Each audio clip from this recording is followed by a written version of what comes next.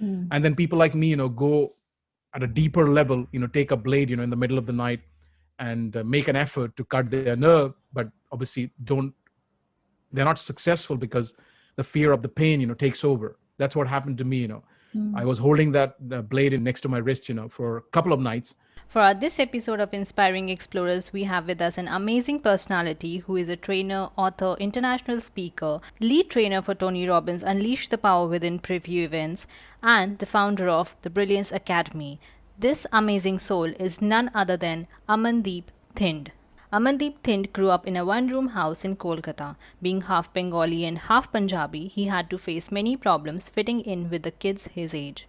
He was bullied for being fat and for not being Bengali enough or Punjabi enough, to an extent that he started doubting his self-image. This self-doubt and feeling of not being good enough grew up to an extent that one night he even tried to take his own life.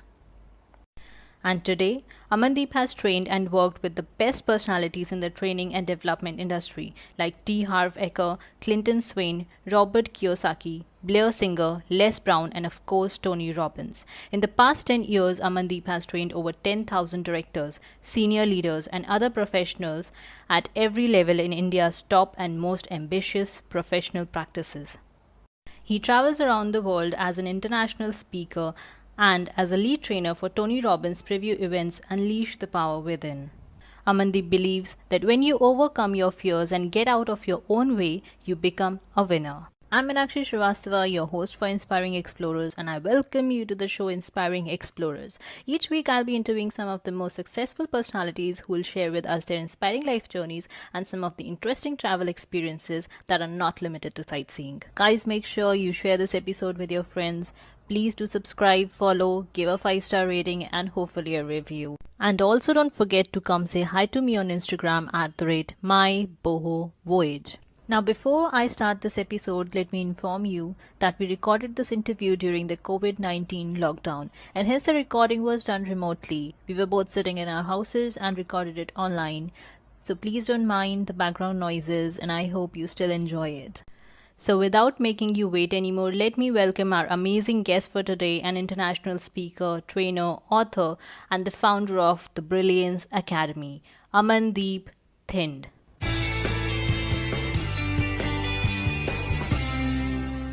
Welcome to Inspiring Explorers, Amandeep.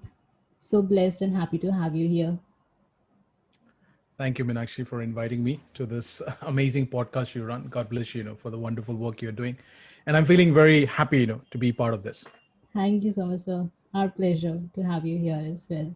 So, sir, my first question is that people know you as, the lead trainer for Tony Robbins, a very confident speaker, public speaker, mentor, author, coach. But were you always this confident since your childhood? Was this confidence inbuilt? So how was it? Was it always like that, or was it different? I mean, I wish I was this way, from the beginning. Well, yeah, to give you the answer, the straight answer and the honest answer, of course, I was, in my understanding, and I was pretty opposite to what I am today. People see me as one of that confident, charismatic, energetic trainer person. But I was not this, to begin with, because my journey started in a one-room house in Calcutta 42 years back. Okay. I grew up in the outskirts of Calcutta. And, I think the name has changed, but it used to be called as Dum Dum Airport. That's what I know, from my childhood memories and the recollection of the word, you get used to it. So I literally, just grew up maybe 1.5 kilometers, 2 kilometers, away from the actual, airport where the flights would land. And my father was a taxi driver, and I used to drive a taxi, at the airport to fetch a living, for the family.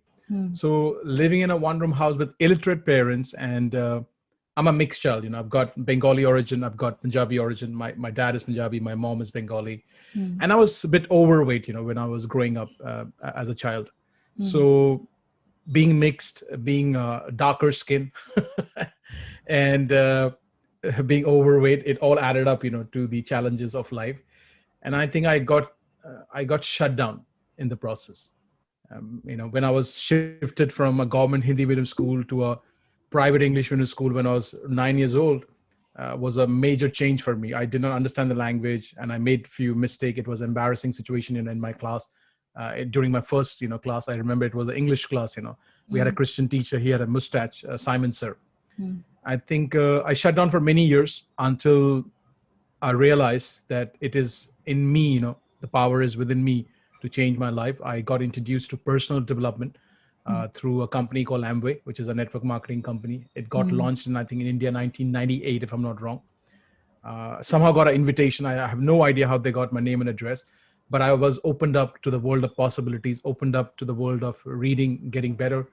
And since then, I've not stopped, and I haven't stopped yet also. I do every year, I do a couple of courses. So learning, all that aspects of mindset and breaking my barriers, I was able to, take, like steps forward and moving steps forward. A place came, where people say, oh, you look like very, very confident for what you do. I can only say, what, I always had the talent. I realized that I don't require any more talent. It is a skill which I acquired. And I realized that every skill is learnable. It is transferable. It is duplicatable, and it is sustainable, and that's what I do, for my students. I take the background scene now, and I push my, students to become the limelight, to have the spotlight, of speaking in public. So I was not this Amandeep to begin with. Yes, but you're awesome right now. I have heard your, I couldn't watch it live, although I would love to, but the energy that you have, I can still, usually you cannot get it from the camera or virtually, but I could get it from you virtually. I saw the preview and it was amazing. I enjoyed it a lot. I'm glad you did. And yeah, for me, it doesn't change much. I know there's a very slight change, but it doesn't change for me whether I'm in a virtual space or whether I'm, in a physical live event. I understand about energy. So that's what I do. I oscillate at a higher frequency, as my mentor, somebody like Tony Robbins taught me 13 years back. And I like to, remind myself of that, lesson. And I oscillate at a higher vibration, even in a camera. And I think most people, pretty much they get that. So maybe that's what you received, when you were in the preview. Definitely. I did receive the energies for sure.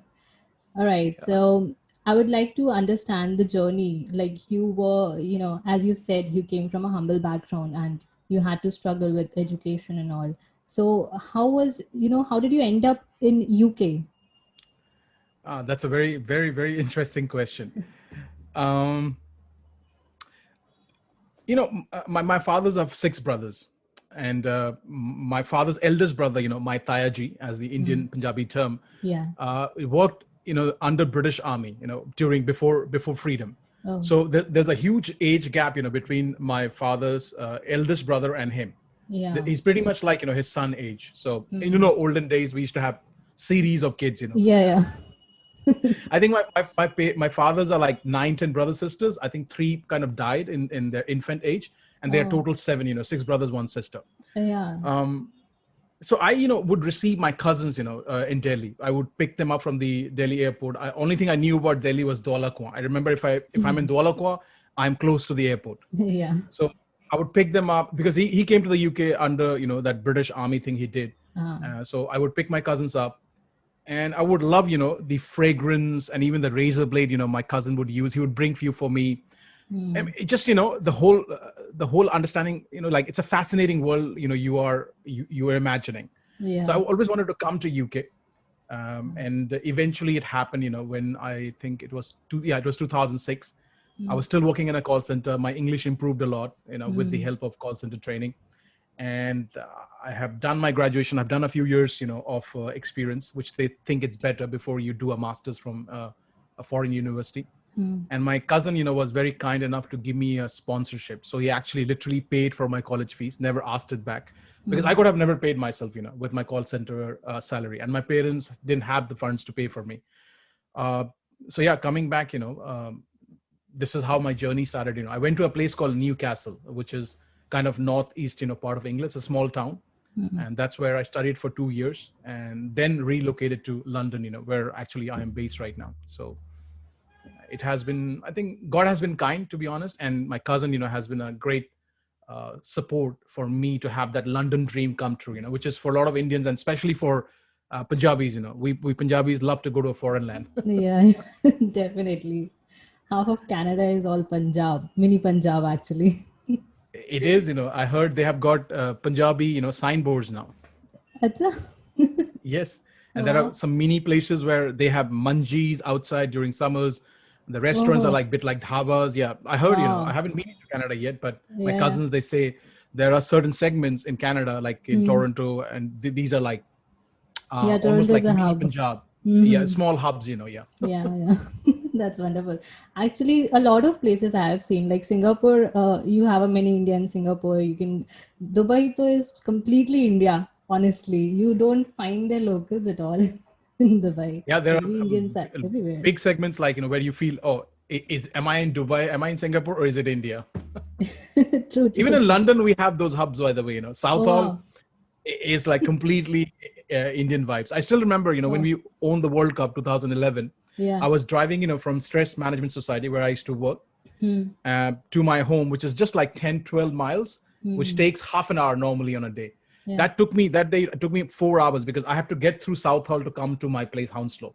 Hmm. The roads were chocolate blocks and people were celebrating, the win. And it felt like, you are in India. It was like, our Indian flags everywhere. Hmm. It was just amazing. Wonderful. Yeah. So when you come to London, we will take you to Southall, which is Definitely, completely sir. kind of Indian community. Definitely, I would love to. So, I also heard that you were, a big fan of Tony Robbins and talking about manifestation of dreams here. Like you manifested your dream of going to UK, and you also manifested your dream of, becoming the lead trainer for Tony Robbins Preview, unleashing the power within. So, how did you make that happen? How did you, manifest that dream? In the beginning, I did not plan to become Tony's trainer, but definitely I wanted to be a trainer and share the gift, of transformation, empowerment, inspiration, motivation, with people, because I realized that if I can shift, from being a introvert, shy, suicidal person to this who I am, Hmm. I thought, what, there are people who would be looking for help. So I came to know about Tony, through a training program I did in India many years back. In 2003, I did a program with a local trainer in Delhi, a Hmm. motivational program, and I became friends with somebody, and they recommended me a book called, Awaken the Giant Within. Hmm. And, I mean, this is the exact book, by the way, I bought in 2003. Wow. The new book, the color has changed. It is a red cover. Yeah. And it's very interesting, when I obviously read this book, I had a lot of realization. And if you see in the camera, my pencil notes, they're still intact in my book. Yes, I can see. Wow. Yeah, the reason, I would write with pencil, because all my school and college days, I got secondhand books. And, some seniors, would put a lot of pen marks. So you were Wow. conditioned not to put pen marks, in your books. Hmm. So I read Tony's book in 2003 when I was in Delhi for my further studies.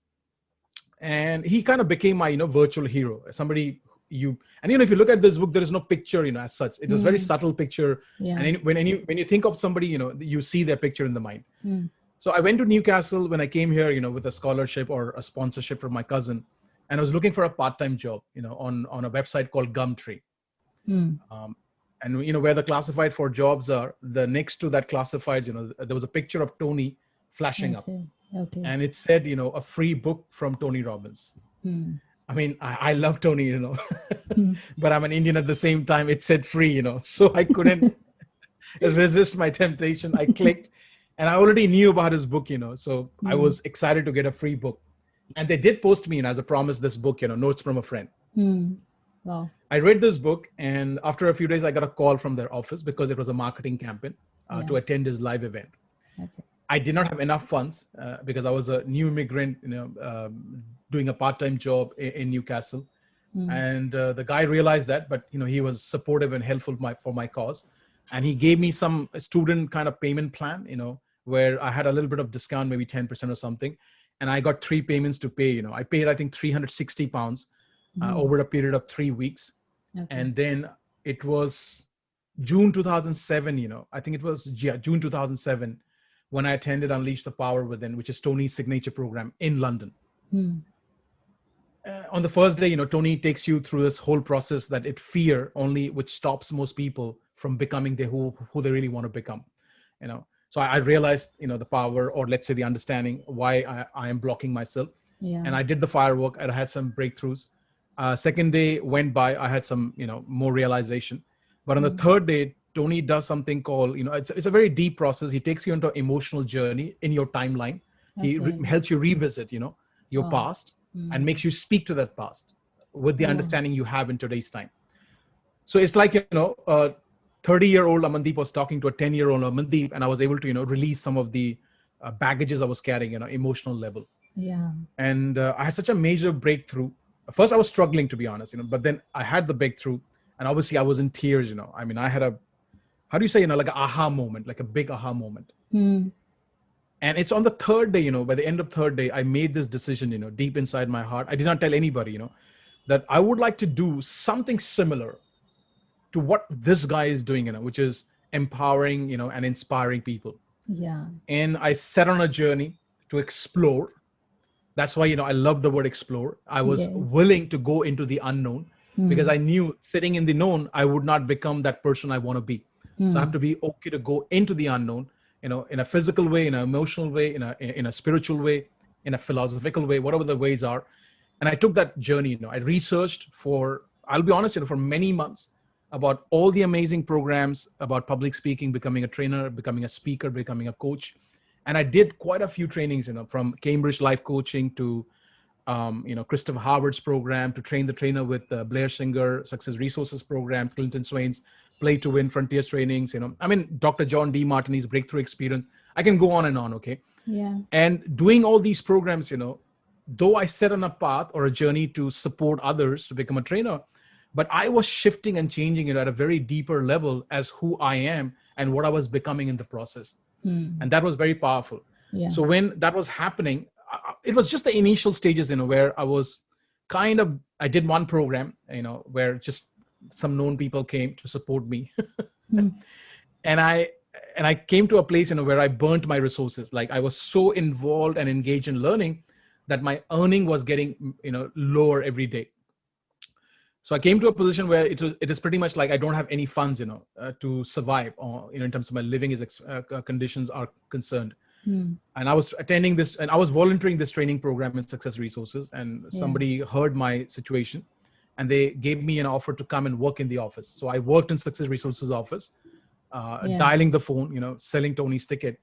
And then the situation came, where Richard Tan, who's the owner of Success Resources, was doing these two preview sessions. Preview session is like you do a teaser for 2-3 hours, something, what you attended, and then you make an informed decision whether you would like to go and see Tony for 4 days, either live or now it is virtual. Yeah. So he was supposed to do 2 sessions, one in the morning and one in the afternoon. But he had a little flight change because he was supposed to be in Singapore early morning for some meeting. Okay. Now, Success Resources can get, any top trainer pretty much to speak on this stage.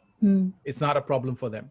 People stay in the line and the queue to speak for Success Resources one day as trainers. Yeah. But within a short notice for a Western world, it is difficult to get somebody because most people diaries are booked. So they called a few trainers. They said, we would love to be there, but I'm in Spain. I am in Germany. I am with my family in a park. So we can't come, we would love to come, but some other day. And the room is booked for, people are coming, everything is paid for. And I was a staff, just recently joined the office. And they knew that I've done 1 or 2 workshops before this. They did not know what scale, who I spoke to, who known people came. They all knew that, Amandeep can do a bit of speaking. We heard that he's trained and he can kind of, manage. So I was asked to, get up on stage last minute. And rather than being a staff, I was asked to become the trainer. And that was, my beginning of becoming a Tony Robbins trainer. I mean, there is more story to that. Obviously, I did a decent job with whatever I was given as a notice. And after that, I've never looked back. Neither did Success Resources, ever stop me, or they opened up more doors for me, because they saw this guy can do this in short notice. If we give him a bit more time and we groom him a little bit, he can do great, And so that's how, I became a Tony Robbins trainer. So Yes, I heard that when the story when you were talking, it was kind of, I will be honest, a little funny and inspiring as well, because when you told how nervous you was, and like all of us are nervous, and while we are taking that leap of faith, in coming through this journey, having this job that we are always trained to have, and then doing something of our own. So how do you suggest people to break that, threshold, or what should we say? How do they come out of their comfort zone to, do something extra, explore the world, explore the unknown? How do they do that? It's a very powerful question, and I believe it has got few layers to it. What I can recollect from my memory, I always heard my mentor, say that you always say yes for an opportunity, and obviously it's an opportunity, you're looking forward to, related to your interest, your passion, your purpose, or slash, sarasara, whatever the words are for you. Okay. Yeah. So because I had this strength, which was transferred to me from my mentor, when Richard Tan, or let's say Success Resources, in a short hour notice said, you know what, Amandeep, would you step up and be willing to run the second session for Tony Robbins? Obviously, there's a part of me said, F shit, like normal, human nature. Yeah. But that did not come out. Okay. I let that voice fade out. I heard the other voice, which said, this is your, moment of glory, and you will figure it out. I don't know how I'm going to do this, but I'm going to figure it out. So my voice came out as yes. And then I had nowhere to turn back, and hide, because people are coming in the room. You got a few hours to prepare. We will give you a bit of help. These are the slides. Check them out. Do your rehearsal, whatever you want to do, and be ready, in whatever 2-3 hours, and you will be on stage. So I had nowhere to hide, So coming back, I think to answer that question, first is you got to have a support mechanism, which, reinforces this belief in you that you can do it. And then secondly, I think the only way you can know whether you are fit for something or not is just by doing it. So coming back, I think I can't help but quote something from my book. It's about failing. What people see as failing, I like to call it as a feedback mechanism. People call setback, people call it a failure. I don't want to see that as a failure or a setback. I think, I would like to see it as a feedback mechanism, because I was emotionally highly charged up when I failed, as the people would say. But I had some great learnings, that why did I fail? I did not do this marketing properly, or I did not do this thing. And those lessons, can go with you forever. And you take those lessons, apply in your life, and make, your results better the next time. So coming back, a support of somebody who believes in you. And secondly, I think you got to be okay to understand that you're a human. You will make mistakes, you will fail, and you will learn through the process, to be that person. Yeah, definitely, sir. Like, you have to try it first, and then only you'll know that if it's gonna work or not, and you'll definitely have some learnings for yourself as well. For everybody, I'm sorry, but to quote this, I'm sure, when you started your podcast journey, you were not the same person you are today. And if you stay on this path, you will not stay the same person as you are in the moment.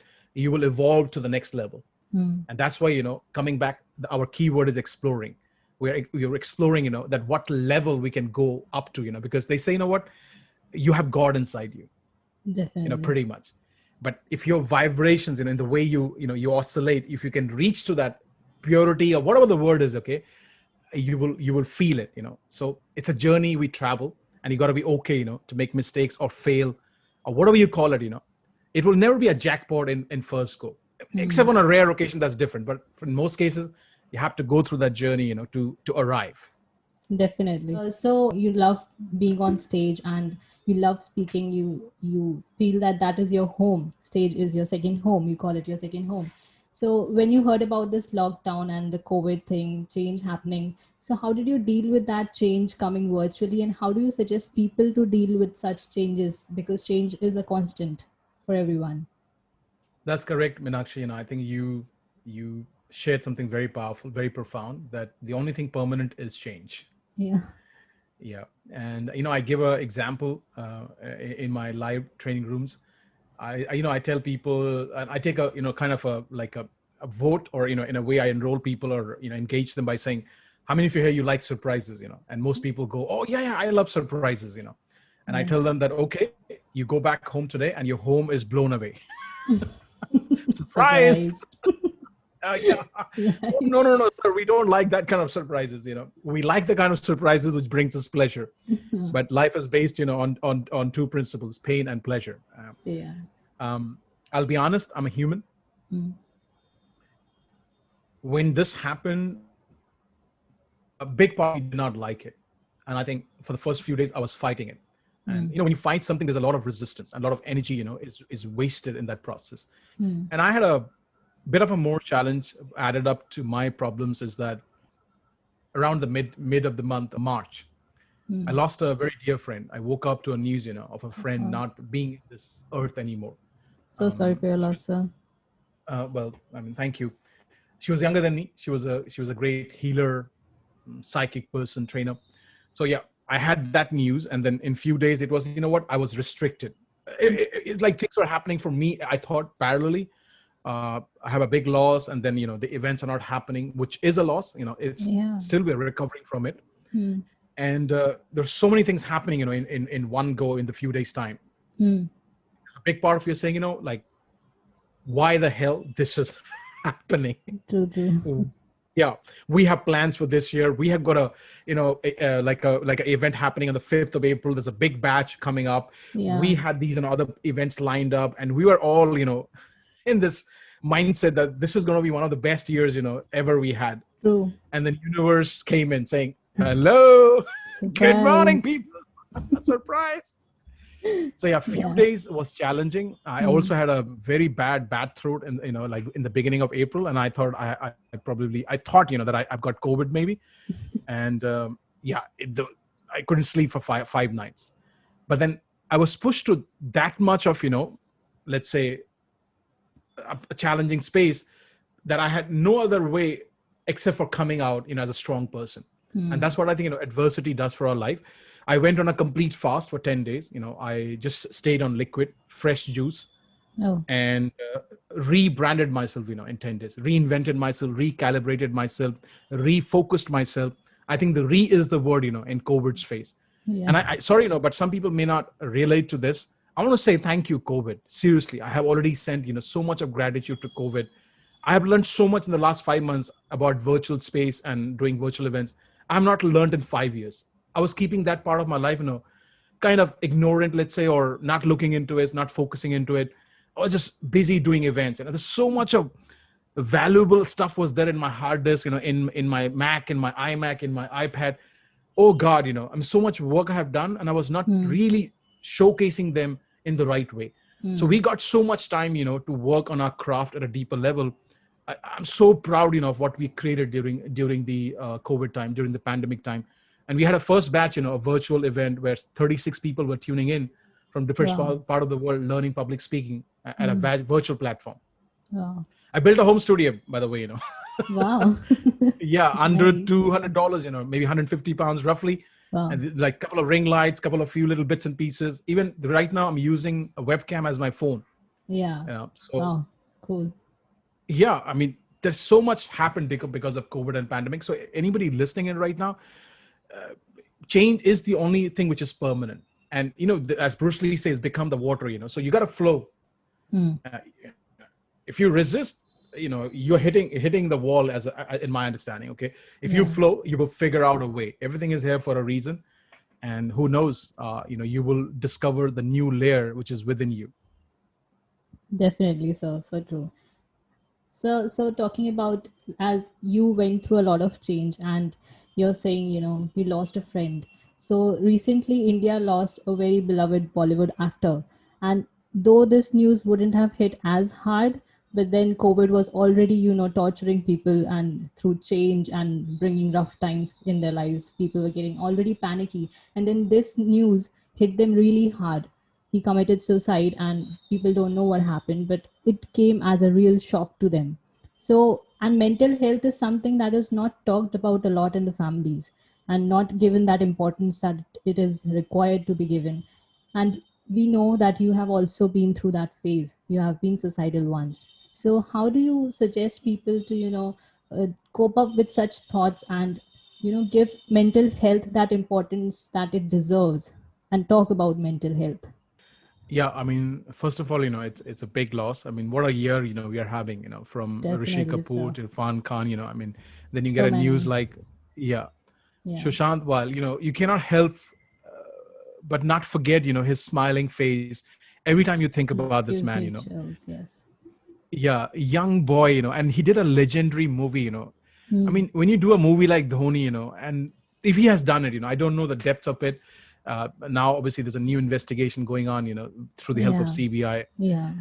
And I hope, I'm sorry, but I hope that he did not give up on life. He did not look as a guy, who would give up on life.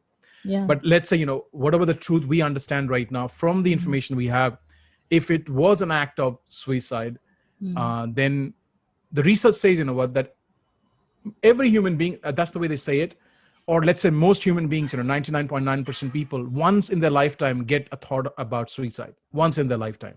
Hmm. And then people like me, go at a deeper level, take a blade, in the middle of the night and make an effort to cut their nerve, but obviously they're not successful because the fear of the pain, takes over. That's what happened to me, Hmm. I was holding that blade next to my wrist, for a couple of nights, because when I relocated from Calcutta to Punjab, my problems became bigger. I was bullied and abused, and I had real, challenges coping up with a new way of living.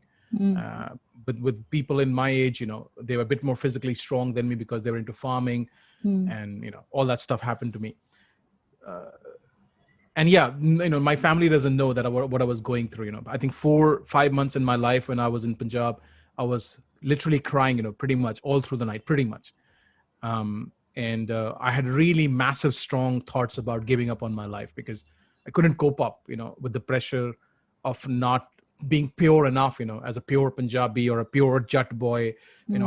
tough hands and rock solid, all that peer pressure. Yeah. Um, so I'm sorry, it's the truth of life that we normally would not talk about these things. But if you're not talking to anybody, about whatever you're going through, because I think most people wake up, to fight a battle, let's say, in a way that you have to provide food for your family. True. You got to look after your kids. You got Yeah. to manage, whatever the worldly world is right now.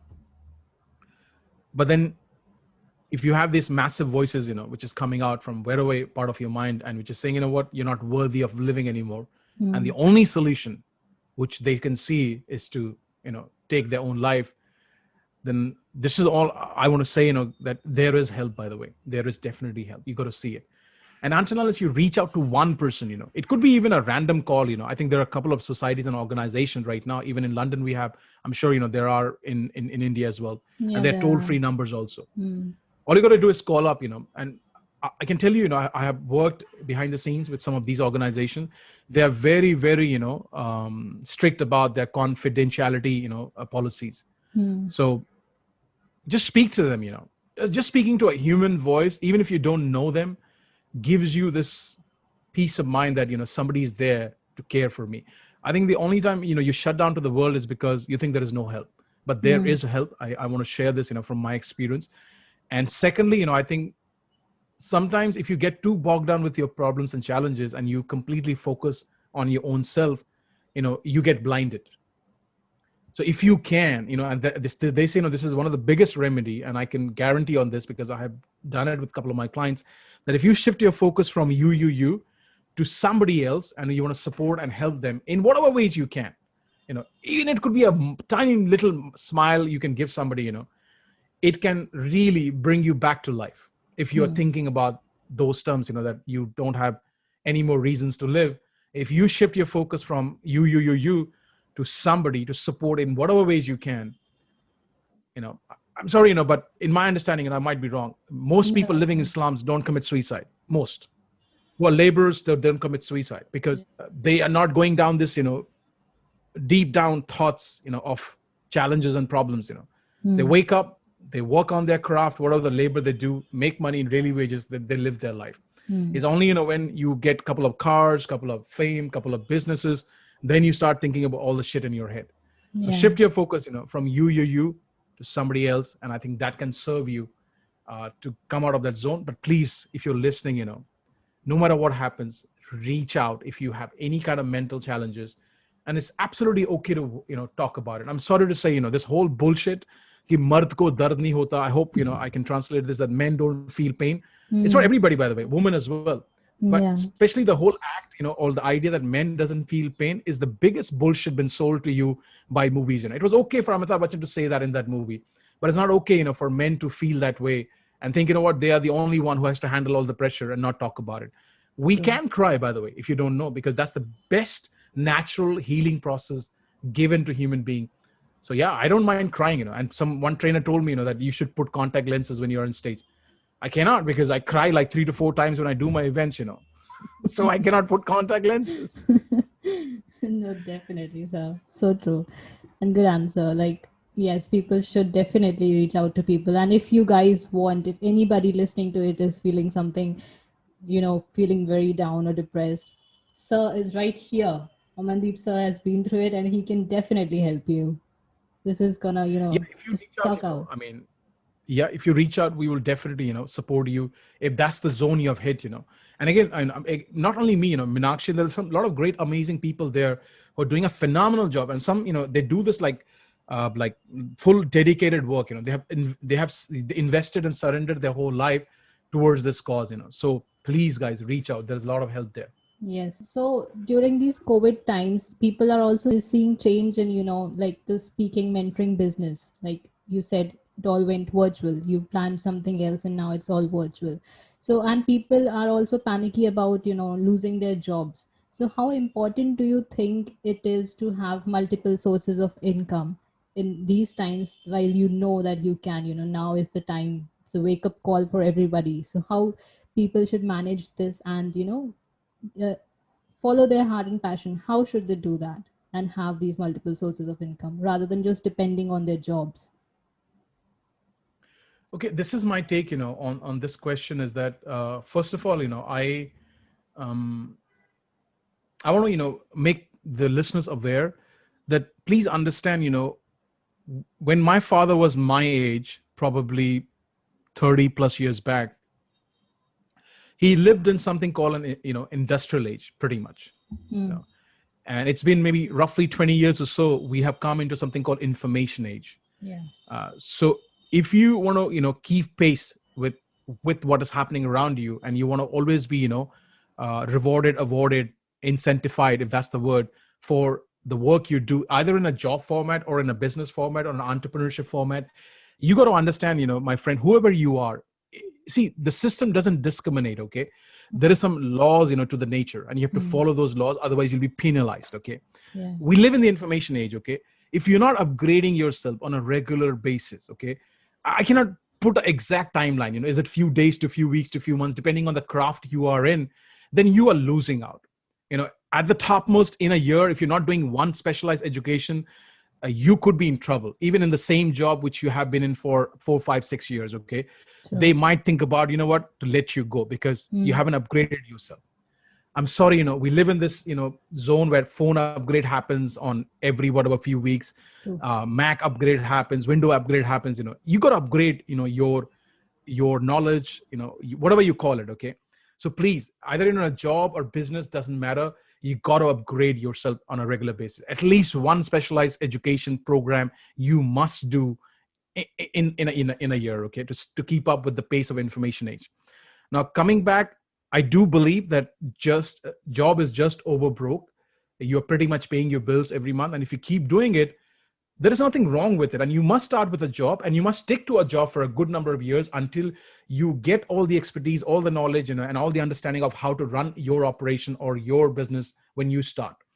But if you stay there forever, the only problem will happen. A day will come when there only would be a pension, if you're lucky.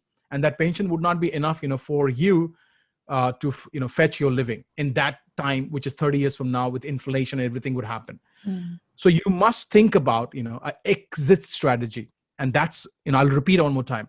You do not quit your job just because you heard me that job is not, it will lead you to your real freedom. Please, I said invest, Yeah. good quality number of years, learn. If you're in your early 20s, then mid 20s, late 20s, then you must work at a place where you can learn and get better. Then find an exit strategy which will take you a good number of years. I cannot define, whether it'll be 3 or 7. It will be definitely in between, or a bit more, or a bit less, depending on your situation.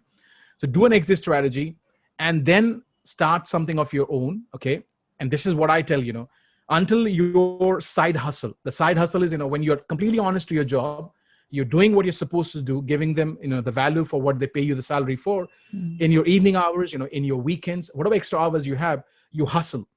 Or whatever the word is, you invest those hours to work on your craft, whatever you're passionate about, or whatever the business you want to create. And when your side income becomes at least half, and then it depends, if you're single, you can even leave when it's 1/3. If you're married, you've got kids, it has to be 70%. So anything around, that range, half roughly, then you can think about leaving your job and then go full-time into your business. And it can only get better, when you start doing it full-time. So coming back to the multiple income stream, I want to suggest the listeners, guys, in my understanding, if you put your hands in too many things, you are burning yourself. That's the way I look at it. I already said, that I want you to be an entrepreneur. I want you to become an independent person, but hustle something on the side and keep your job as your main focus. And you got to have some family time. You got to, enjoy life. So I do not say, have like 5 streams of income in one go. No, I'm not recommending that because I don't do that myself. I would suggest do your job and do something on the side. And when that side becomes your mainstream of income, then take that money, as Robert says, Kiyosaki, Rich Dad Poor Dad, and make that money work for you. And that's why, I invest in properties for the last few years, but I couldn't do that, in the beginning. I still had an intention, but until I figured out my job, left Success Resources 4 years back, became business partners, money started coming in, from my business, then I was able to, allocate some of the funds towards property. And that's all I do, speaking and properties on the side. To be honest, I get invitations for Forex trading from my trainer friends and other stuff. I don't think, if I juggle too many balls, it's too much to focus for. I'm not saying, you cannot. For a person like me, and again, you have to remember this. I love what Viral Kohli said, in one of the interviews. He said, because of my body type, I had to work harder because I come from a Punjabi family with parathas and stuff like that. So I come from a family, the same culture, parathas, and most of my, elders have diabetes problem. So I have to be extra careful compared to somebody who's lived in the Western world with fresh air, fresh water, and they can digest more, the metabolism is strong compared to my metabolism. So again, depending, on what kind of life you've lived, what background you are from. I'm sorry, very passionate about this right now. Please do your homework. Okay. Just listening to somebody said, multi-stream of income, you jump into 10 different things and then you are like, overwhelmed and you want to give up everything.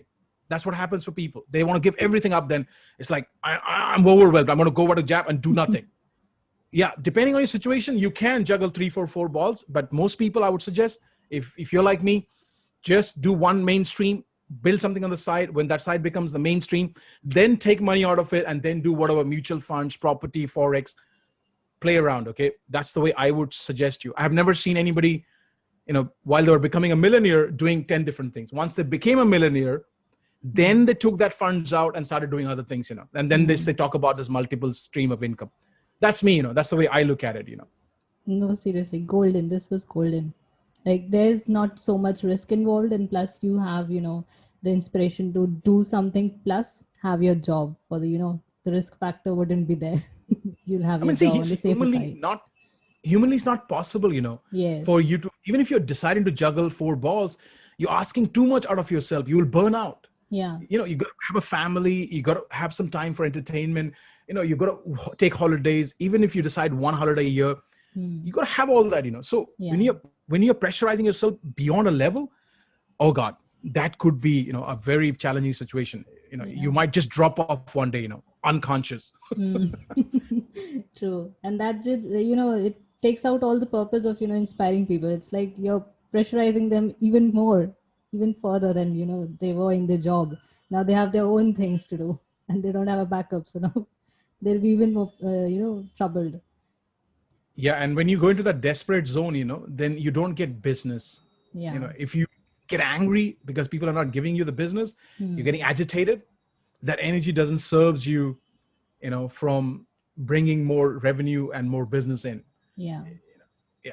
If you get the business, great. If you don't get it, you're not just like your food is not relying, on that business, and then more business will come. Yeah, definitely. All right. So coming to the travel part. So, you have been traveling a lot of places around the world. You have been speaking in Europe, Dubai, Singapore. You have been traveling a lot through your speaking. So, uh, any cultural differences or interesting stories that you have in your, or any travel experiences that you would like to share with us?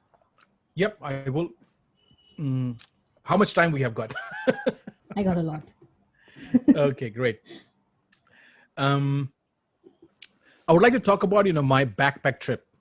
Okay. Yep. I mean, I got introduced to this whole term by my cousin's son. My Acha. cousin's son, I think, which is kind of a little bit of a culture here in the Western world, not completely, Okay. but most kids, I think, when they graduate around that time, they take a gap year and then they go out, traveling on a very tight budget. They call it a shoestring, whatever, backpack trip. So my cousin's son, who's pretty much my age, did that in 2000, I think, 4. And in that, he also had a segment, a leg of India to be covered in his own way, not Okay. going into the village, but going into the south and exploring it, in a tight budget. So when he came to meet me in Delhi, eventually when he was finishing, and then he was supposed to fly back to London, I got intrigued. What is this backpack trip? What is this shoestring book you get where they give you all the information about the quality places and least of the budgets? Yeah. I said, okay, great. I would do it too. I mean, why should I not? Yes. So I did some saving from my call center job, and I took a 50,000 rupees loan. And my cousin was, again, very generous, even at that time, for my experiments to go on, as they say, going into the unknown, exploring it. Yeah. He gave me around the same amount, 50,000, close to that, as a personal loan, as a gift, let's say. And I took whatever this 1,50,000, and I still remember I flew in Biman Airlines, Bangladesh Airlines. Now I know that they are not, so fit as an airline to fly. But that was my cheapest, flight ticket bet to go into like 6 countries. I still remember, living in Dhaka for almost a day and a half because I had a gap. And I'm sorry, but in Dhaka, I had a bit of a surprise, kind of a thing, because they were manually taking our passports, and then they were giving us this little paper token, Oh. yeah, which will guarantee that I can get my passport back. I was a bit concerned, but that was my first flight in life, 2005, when I did it in July. I think it was June or July. So from there, I went to Thailand. I had a couple of days in Thailand. Then I went to Singapore. I went to Malaysia. And obviously, I ran out of funds. So before doing all the Southeast Asia, I had to come back. I went to China as well. And Wow. it's a lot of interesting stories about traveling. When I went to China, I realized that if your pronunciation is as not per what the local people understand, they can take you somewhere else. And yeah, I was surprised, for one more thing in China, that there were lady taxi drivers in 2005. Wow. I have not seen, lady taxi driver now. So I mean, I've got nothing against women can drive, but that was a surprise for me. It's like a woman is driving taxi. And then, I became friends with one Sardar guy who was doing some business thing. And we took a name, which we thought is the right way to pronounce. He took us somewhere else.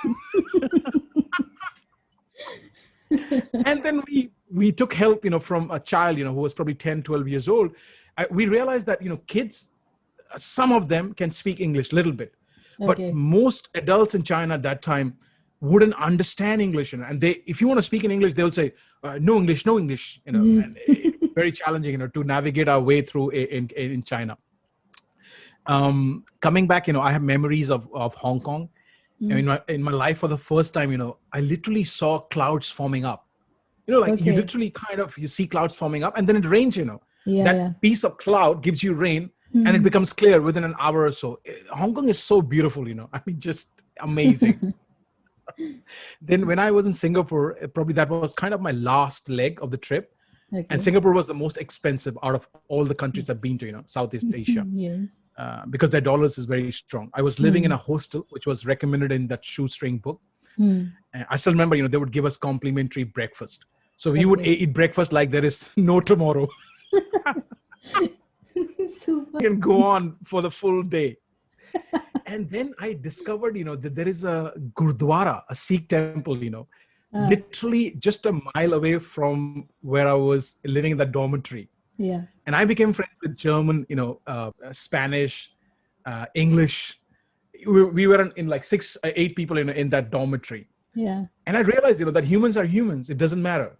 We're most us like same. We're from the same kind of source been sent here, and they had the same issues. Like budget issue. And I was thinking, how come white people have budget issues? So I discovered this Gurdwara. I started going to, having langar and like dinner there. So they were stressed up because their funds were getting dried up. I said, you guys can come with me. And they were not sure because culturally it's not something the Western people are used to it. So I said, yeah, they don't say anything to anybody. You could be anybody, any origin, but all you got to do is cover your head and you'll be fine. And you got to just bow down in front of the holy book, and you can put in anything you want, a penny or a pound or $1, and that's it. And they don't even ask. You can just put nothing if you want. They said, are you sure? I said, yeah. So, that number started going up. So first day, 2 people followed me. And then they spread the word around in the hostel that there's a place where you can get free meals, and they say nothing to you. It's not a religious kind of place. It is, but they don't say anything to you who you are, okay? So yeah, I mean, I had like a bunch of 10, 12, foreigners following me to the Gurdwara for a couple of days for free dinner, free lunch. They used to call, okay, Amandeep, can we go for free dinner? I said, yeah, let's go. Sir आप पहले मिलते तो मैं भी यही करती मुझे lunch के लिए $11 लगते थे Yeah, Singapore महंगा है बहुत महंगा है 2005 ये पैर थक गए Yes, even taking bus is a challenge, sometimes. So you just walk in the evening, if you don't have much money, because you only have $70 left and you got another 10 days to go.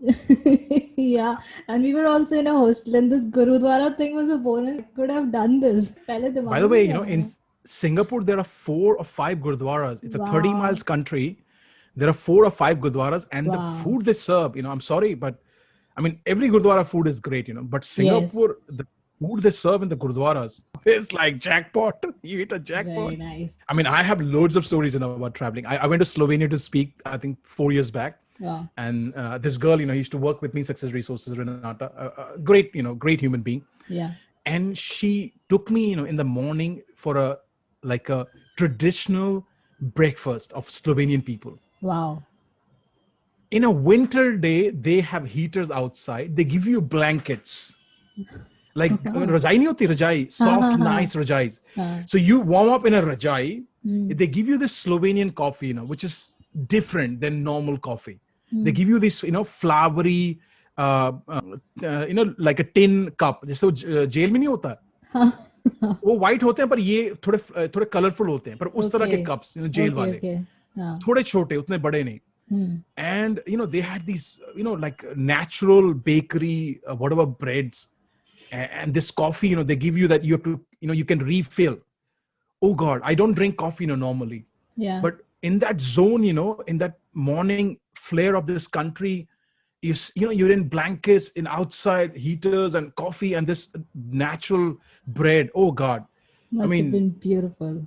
Oh yeah, I mean it's so was like like you feel like in a different world. Yeah, heaven. Like we don't imagine कि इतनी wintry day में एक बाहर का experience ऐसे मिलेगा आपको. Yeah. That was beautiful, and she said you will love it. I normally don't do breakfast. There's a reason behind it. Okay. She said this is going to be one of those exceptional day. After we finished the event, the next day before we took the flight, she took me and she said this is traditional Slovenian way of doing breakfast. So that was beautiful. Beautiful, wow, yeah. Amazing. I can just imagine, and I want to do that sometime in the future. Go for it, definitely. Go for it. It is so amazing the way they make you experience, the wintry warm up breakfasting, whatever that is, hospitality. These are the beautiful moments, when we travel. The sightseeings are the ones that, pretty boring ones. Like, go explore the cultures. So you have so many stories because you have explored the cultures from around the world. Right? That's beautiful. I love traveling.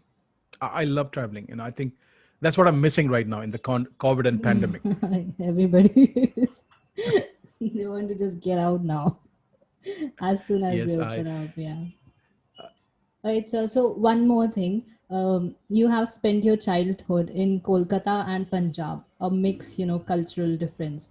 So being as a, roots हो गई आपकी वहाँ पे in Kolkata and Punjab. So you have seen Punjab, the raw part of Punjab and raw part of Kolkata back in the days. So any beautiful memory from your childhood that you would like to share with us? One from Kolkata and one from Punjab. For Kolkata, I was just doing a live today on Instagram, and it's good. I have great memories of Durga Puja. Yes. Yeah, I mean, even till this day, I get excited about Durga Puja, Yeah. and I don't know whether it is Ma's Durga's blessing. And I'm sorry, I think I'm getting a bit emotional here, but just I'm talking about my memories. Durga Puja, meant that I will get a new pair of clothes. And that time I still remember we used to call him master. Tailor jo hota na, usko master kehte the. हाँ. So you will buy the clothes, then he will stitch it for you, and that's the trend used to be. So Durga Puja has a lot of fascination in my brain. No matter where I'm in the world, when Durga Puja time starts, which is pretty much now, a month and a few days before, the pandals will start coming up, and the big pandals would take more time. I remember collecting chanda with a couple of other people to raise funds for the pandals. Yeah. And every year there'll be a different theme of the pandals they would do. And sometimes I would get some positions to zen, like the cues and lines and all the dance, when you do the Visarjan of Ma Durga. Yeah. Oh yeah, I mean, I just have great memories of Durga Puja. So yeah, I just love that whole Totally. fascination of the whole city, lighting Yeah. up. Yeah. Seriously.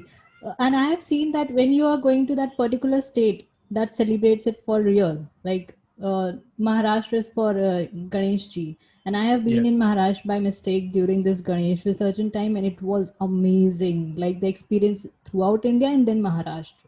Like super amazing. You get so many modaks for free, and all those pandals offer you those modaks, mind blowing modaks.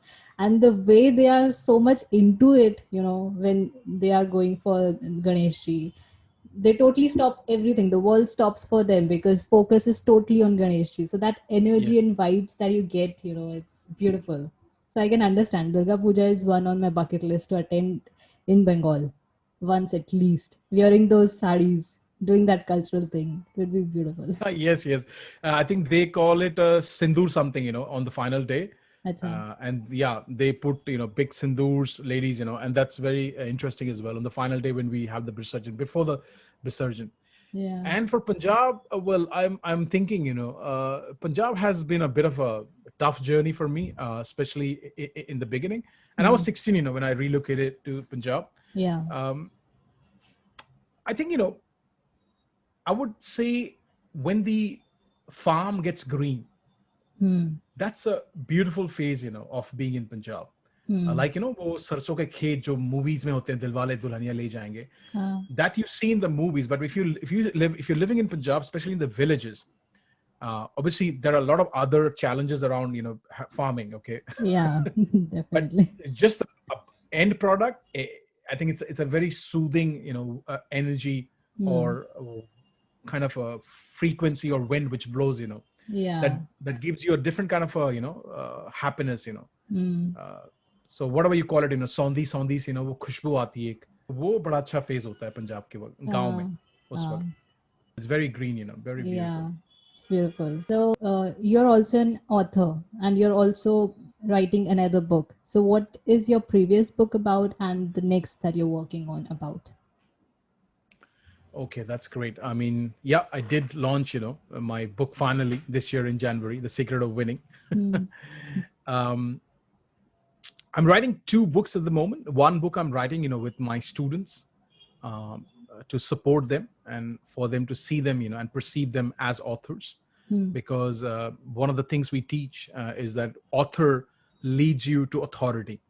If you add ity with the author, it becomes authority. So writing a book definitely, helps you to be that authority from where people can come and learn or do business with, And there is a book in all of us, by the way. It's our unique story. It's our unique journey, unique lessons, unique experiences, which we want to share with our tribe or our target audience or whatever you call it. Okay. Yeah. So that's the book I'm writing. I think that title most likely is going to be What's Stopping You? Okay. Yeah, there's a group of 20 authors coming together who will become Amazon International bestsellers on the first day of the launch. Wow. That's going Yeah, to be wonderful. yes, that's it. And I've written. It's pretty much finished. I've written a mini book on speaking, public speaking, which we are branding it, or the title we are giving, is $1 Million Speaker. Wow. Yeah, and then I have another book, a couple of more books, but maybe another book which will be kind of Bible, maybe, or Gita, or Quran, Oh, for public speaking, oh which wow. will be a massive book. But I think that will take me a bit more research, a bit more time. So maybe next year or 2022, that book will be out. That will be a massive book. But for now, yeah, coming back to your question, so I'm going to launch, $1 Million Speaker, the mini book, this month, most likely, if not next month. And the other book which we are writing with the students, which is What's Stopping You, will be launched end of November or beginning of December. It's a 3 months project. Wonderful. All the best to everybody who are in Thank you. this. Yeah. Thank you. And so you have this Brilliance Academy. So the people who want to connect you for that, to follow their passion, how can they join the Brilliance Academy and how can they connect to you if they want to? I think the best thing would be to come to one of our webinars, which is a virtual event. And if you're listening to this recording after the pandemic, which is very much possible because this video will have a shelf life forever, then I would recommend come to, a live physical event if it is happening around you, or within your country. The best way to reach us is through my website, which is the easiest way. And the website is my name, Amandeep, .com, theamandeep.com. I love Sridevi's movie. She goes, the United States ho sakta hai, the United Kingdom ho sakta hai, to the India kyun nahi ho sakta? तो हमने उनकी बात सुनी, हमने इसलिए theamandeep.com अपनी website register कर ली कि द अमनदीप क्यों नहीं हो सकता. और क्या? तो बस theamandeep.com पे आ जाइए, फिर उसके बाद सिलसिला शुरू हो जाएगा. बिल्कुल बिल्कुल. I'll provide a link in the description as well. So this is the end of the interview, Amandeep. It was a lovely, lovely conversation and inspirational and insightful as well. Thank you so much for being with us. It was an honor having you. Thank you. God bless you, और ऐसे ही amazing काम करते रहो और आगे Thank बढ़ते you, रहो sir. और दुनिया में इंस्पिरेशन बांटते रहो. Thank you, sir. Lots of success to you as well. Thank you so thank much, you. sir. Thank you. So, this was Amandeep Thind's inspiring life journey so far and some amazing travel experiences. I hope this episode was inspiring and motivating for you. Thank you so much for giving your precious time to this podcast. If this episode was inspiring and insightful, please do drop a comment on my Instagram and YouTube @ MyBohoVoyage.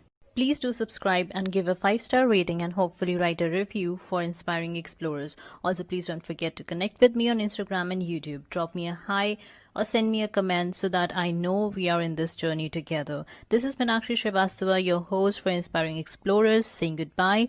See you next week with an amazing, inspiring interview. Till then, take care.